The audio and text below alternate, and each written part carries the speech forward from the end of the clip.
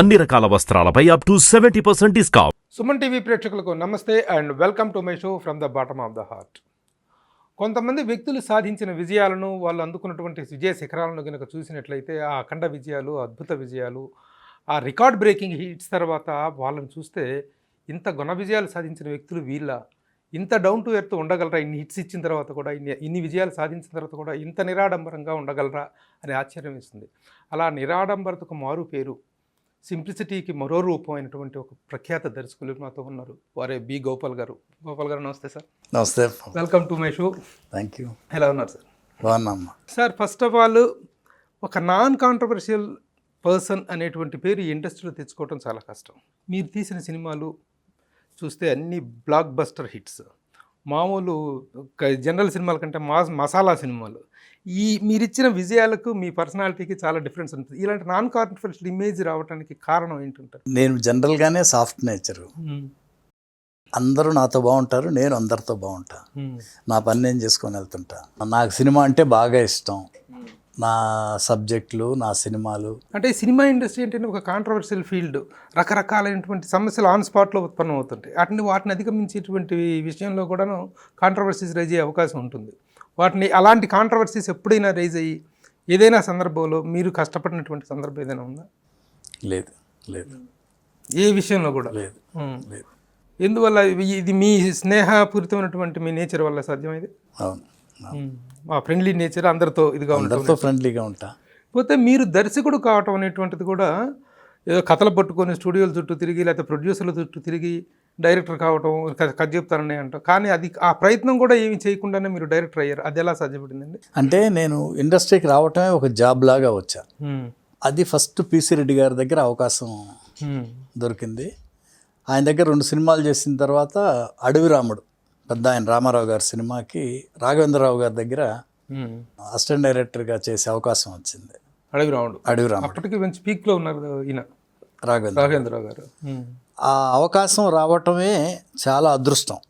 అంటే ఎవరూ లేరు నాకు ఇండస్ట్రీలో. ఫస్ట్ పిసి రెడ్డి గారి దగ్గర కూడా లక్కీగా అసిస్టెంట్ డైరెక్టర్గా వచ్చింది. అలాగే రాఘవేంద్రరావు గారి దగ్గర కూడా నా అదృష్టం కొందే.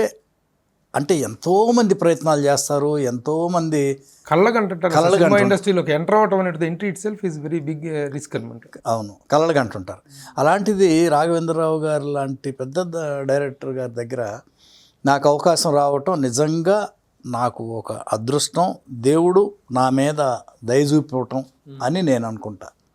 ఎందుకంటే ఎన్టీ రామారావు గారు, ఆయన సినిమాలని చూసినోడు నేను, నేల టికెట్ కొనుక్కొని. అలాంటిది ఆయన హీరోగా యాక్ట్ చేసే సినిమాకి రాఘవేంద్రరావు గారు లాంటి పెద్ద డైరెక్టరు, ఆ సినిమాకి రోజు రామారావు గారిని చూసే అవకాశం నాకు రావటం, అట్లా ఫస్ట్ ఛాన్స్ వచ్చింది. ఇక ఈ అవకాశం పోకుండా ఉంటే చాలు. ఈ అసిస్టెంట్ డైరెక్టర్ అనేది నాకు ఒక జాబ్, నాకు లైఫ్. అది ఆ జాబ్ పోకుండా ఉంటే చాలు అనుకున్నాను తప్పితే ఎప్పుడు డైరెక్టర్ అవ్వాలి, డైరెక్షన్ చేస్తాను అని నేను కలలో కూడా ఊహించాల. సినిమా ఫీల్డ్కి వచ్చింది డైరెక్టర్ అవ్వాలనే కదా? కాదు, అసలు అసిస్టెంట్ డైరెక్టర్గానే వచ్చా, డైరెక్షన్ డిపార్ట్మెంట్లో చేరటానికే. అది కూడా అంటే డైరెక్టర్ అవ్వటం అంటే ఆ రోజుల్లో ఈజీ కాదు. ఎవరు అంత త్వరగా ఇచ్చేవాళ్ళు కాదు. ఎవరు సక్సెస్లో ఉంటే వాళ్ళతో డైరెక్షన్ చేయించుకొని సూపర్ హిట్ కొట్టాలి అనే ప్రయత్నాలు ఉండేది. అట్లా మనకు ఎవరిస్తారు? అదొకటిను, ఎందుకో ఆలోచనే లేదు. ఒక జాబ్ అంతే. ఒక గవర్నమెంట్ ఆఫీస్లో బాగా చదువుకున్న వాళ్ళకి ఒక జాబ్ వస్తే నాకు ఇక్కడ ఒక జాబ్ లాగా వచ్చింది. ఇది పోకుండా ఉంటే చాలు అని భయంగా ఒళ్ళు దగ్గర పెట్టుకొని అలా పనిచేసేవాళ్ళం. ఇప్పుడు రామానాయుడు గారు లాంటి వ్యక్తి ఒక ఛాన్స్ ఇస్తున్నారు అంటే రకరకాల పరీక్షలు చేస్తారు. అవును, రకరకాల అతని టాలెంట్ మీద కానీ, వాటి చెప్పే కథ మీద కానీ, సబ్జెక్ట్ మీద కానీ మామూలు టెస్టులు ఉండవు. ఇన్ని పరీక్షలు పాస్ అయితే కానీ ఆయన దగ్గర ఒక అవకాశం అనేటువంటిది రాదు. మరి మీకు ఎలా దక్కింది అవకాశం? అంటే ప్రతిధ్వని మీ తొలి సినిమా రామానాయుడు గారి దగ్గర చేయటం. నేను ఎంత అదృష్టవంతుడంటే రాఘవేంద్రరావు గారి దగ్గర చేరక ముందు రామానాయుడు గారి బ్యానర్లో అసిస్టెంట్ డైరెక్టర్గా చేరడం కోసమని ప్రయత్నించా. ఒంగోలు బిఎల్ నారాయణ గారు అని ఒక పెద్ద డాక్టర్ ఉన్నారు. బాగా పేదల డాక్టర్ అంటారు ఆయన్ని. మంచి హృదయం అయింది. రామానాయుడు గారు అక్కడ ఉండి చదువుకున్నారు. మాకు కొంచెం దూరం చుట్టం అవుతారు. ఎవరు? బిఎల్ నారాయణ గారు. మా నాన్నగారిని తీసుకొని ఆయన దగ్గరికి వెళ్ళి కలిసాం. మా నాన్నగారిని చూస్తే గుర్తుపడతారు. ఇట్లా మా వాడు మద్రాసులో ఆల్రెడీ చేస్తున్నాడు, రామానాయుడు గారి బ్యానర్లు అసిస్టెంట్ డైరెక్టర్గా చేయాలంటున్నాడు, కొంచెం చెప్పు అంటే చెప్తా కానీ వాళ్ళు మన మాట వింటారా, పెద్దోళ్ళు అయిపోయారు కదా, వాళ్ళు ఉండే ఆబ్లిగేషన్స్ వాళ్ళకు ఉంటాయి కదా, అయినా నేను చెప్పి చూస్తానన్నారు. కానీ ఆయన చెప్పారో లేదో తెలియదు, ఆ ప్రయత్నం జరగల. అలాంటిది రాఘవేంద్రరావు గారి దగ్గర చేరి అసిస్టెంట్ డైరెక్టర్గా చేసుకుంటా వెళ్ళి దేవతకి అదే బ్యానర్లో కో డైరెక్టర్గా జాయిన్ అయ్యాను నేను. ఓహో, దేవతకి కో డైరెక్టర్గా. రామానాయుడు గారు అంటే ఎవరికైనా భయం వేస్తుంది. ముందు అసలు ఆయన పర్సనాలిటీ, ఆ ఫేస్ చూస్తేనే చాలా జాగ్రత్తగా ఉండాలన్నట్టు అంత బ్రహ్మాండమైన పర్సనాలిటీ రామానాయుడు గారు. 6 అడుగుల ఆజానుబాహుడు, అందగాడు రామానాయుడు గారు. అలాంటి రామానాయుడు గారి దగ్గర కో డైరెక్టర్గా జాయిన్ అవ్వటం నన్ను కో డైరెక్టర్ అయ్యారు మీరు రాఘవేంద్ర గారి దగ్గర దేవత సినిమాకి. ఆ దేవతకి అంతకుముందు సత్యభామకి చేశాను, కో డైరెక్టర్గా మళ్ళా దేవతకి శోభన్ బాబు గారు, శ్రీదేవి, జయప్రద ఆ సినిమాకి కో డైరెక్టర్గా జాయిన్ అయ్యా. జాయిన్ అయితే ఫస్ట్ డే కలిసినప్పుడు భయం ఉండేది. రామానాయుడు గారి బ్యానరు, పెద్ద ప్రొడ్యూసరు అట్లా ఉండేది. ఉన్నా కానీ జాగ్రత్తగా పనిచేసేవాళ్ళు. ఆయన కూడా కరెక్ట్గా ఉంటే ఓకే, లేకపోతే అసలు మొహం మీదే తిట్టేస్తారు. మంచితనం అలాగే ఉంటుంది, సిన్సియారిటీ లేకపోతే కోపం అలా అంత కోపం ఉంటుంది. ఇక తీసేయటానికి కూడా వెనకాడరు కరెక్ట్గా లేకపోతే. సగం సినిమా అయ్యేటప్పటికి ఓ రోజు రాఘవేంద్రరావు గారి దగ్గరికి వెళ్ళా. రోజు వెళ్ళి మా ప్రోగ్రాం చెప్పుకుంటూ ఉంటాం. వెళ్తే కంగ్రాట్స్ గోపాల్ అన్నారు. సార్ ఏంటి సార్ అన్న, నువ్వు డైరెక్టర్ అవుతున్నావయ్యా అన్నాడు. సార్ ఏంటి సార్ అన్న, రామానాయుడు గారు ఇప్పుడే వచ్చేళ్ళారు, గోపాల్కి నేను డైరెక్షన్ ఛాన్స్ ఇస్తానంటున్నారు, నువ్వు చెప్పు, నీ శిష్యుడు కదా, తర్వాత మళ్ళీ నేను చెప్తాను, ఇప్పుడే చెప్పెళ్ళారు గోపాల్, నేను సబ్జెక్ట్ చూసుకోమన్నారని చెప్పారు. నేను అసలు నమ్మాలో లేదో నాకే తెలియదు, కళా నిజమా కూడా తెలియదు.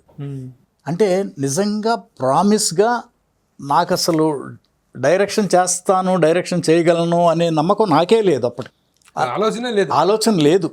ఉన్న జాబ్ పోకుండా ఉంటే చాలు. ఎందుకంటే పెద్ద పెద్ద హీరోలు, రాఘవేంద్రరావు గారు పెద్ద బ్యానర్లు, ట్రీట్మెంట్ బ్రహ్మాండంగా ఉండేది, శాలరీ బాగుండేది. అలాంటి ఉద్యోగం పోతే మళ్ళా దొరకదు. కానీ ఒక డైరెక్టర్ అయిన తర్వాత ఒకవేళ ఆ సినిమా కనుక అటు ఇటు తేడా చేస్తే మళ్ళీ ఇది కూడా పోతుందనే భయంతో చాలా మంది కో డైరెక్టర్లు అవ్వరు. అవకాశం వచ్చినా కూడా అవ్వరు. అలాంటి స్థితిలో మీకు ఈ అవకాశం వచ్చింది. మళ్ళీ ఈ అవకాశం పోతే ఇంకెంతమంది ఎంతమంది ఉంటారు. మాకు బ్రహ్మాండమైన శాలరీ, బ్రహ్మాండ రోజు కార్లు పంపిస్తారు, కార్లు తీసుకెళ్తారు. అక్కడికన్నా అవుట్డోర్ షూటింగ్కి వెళ్ళినా డైరెక్టర్ గారు వెళ్ళినట్టు మమ్మల్ని ఫ్లైట్లో తీసుకెళ్ళేవాళ్ళు. అట్లాంటిది రామానాయుడు గారు డైరెక్షన్ ఇస్తారని ఒక గొప్ప ప్రొడ్యూసర్ రామానాయుడు గారు, ఒక గొప్ప డైరెక్టర్ రాఘవేంద్రరావు గారికి చెప్పటం, ఆయన నాకు చెప్పటం. నేను అసిస్టెంట్ డైరెక్టర్ని. నిజంగా ఇంత అదృష్టమైన అలాంటి ఆఫర్ అయితే ఎవరికి వచ్చి ఉండదు, ఇండస్ట్రీలో ఎవరికి లేదు. డైరెక్టర్ అనే ఆ ప్రయత్నం లేకుండానే ఒక రామానాయుడు గారి మనసులో ఈ అబ్బాయి గోపాల్ అనే కుర్రోడికి డైరెక్షన్ ఛాన్స్ ఇద్దాం అనేది ఆయన మనసులోకి వచ్చిందంటే అది నా అదృష్టం. అప్పుడు కథ తయారు లేదు, మీరు మెంటల్గాను ప్రిపేర్ లేరు, స్టోరీ పరంగా ప్రిపేర్ లేరు, అసలు ఆ రూటే వేరు. మరి అది ఎలా సాధ్యమైంది? డైరెక్టర్ గారు చెప్పిన తర్వాత ఆఫీస్కి వెళ్ళాను. గోపాల్ మీ గురుగారు చెప్పారా? చెప్పారు సార్ అన్న. ఇంకా అంటే అదే ఏదో ట్రాన్స్లో ఉన్నా, ఇది నమ్మాలా వద్దా, నా నిజమా కాదా అని. వస్తే నేను నీకు డైరెక్షన్ ఛాన్స్ ఇస్తున్నాను, నువ్వు సబ్జెక్ట్ చూసుకో అని చెప్పేశారు నాయుడు గారు. అప్పుడు ఆ సబ్జెక్టు ప్రయత్నాల్లో ఉండగా ఎన్ని వింటున్నాం కానీ సెట్ అవట్లా. ఒకరోజు శారద గారు ఫోన్ చేశారు నాయుడు గారికి. నేను చెప్పానని చెప్పాక నాయుడు గారు, పరచూరు బ్రదర్స్ దగ్గర ఒక సబ్జెక్ట్ ఉంది, వాళ్ళ డైరెక్షన్ కోసం చేసుకున్నారు, మీరు అడిగితే ఇస్తారు అని చెప్పారు. చెప్తే అప్పుడు నాయుడు గారు వెంటనే పరచూరు బ్రదర్స్కి ఫోన్ చేశారు. ఫోన్ చేసి ఇట్లా సబ్జెక్ట్ అంటే మా డైరెక్షన్ కోసం చేసుకుంటున్నాం అన్నారు.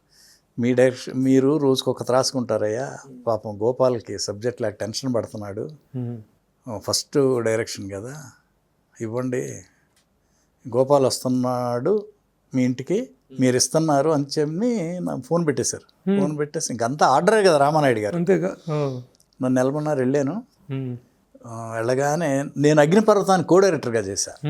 పరచూరు గోపాల్ ఇద్దరికీ నేనంటే ఇష్టం. పరచూరు గోపాలకృష్ణ గారికి బాగా ఇష్టం నేనంటే.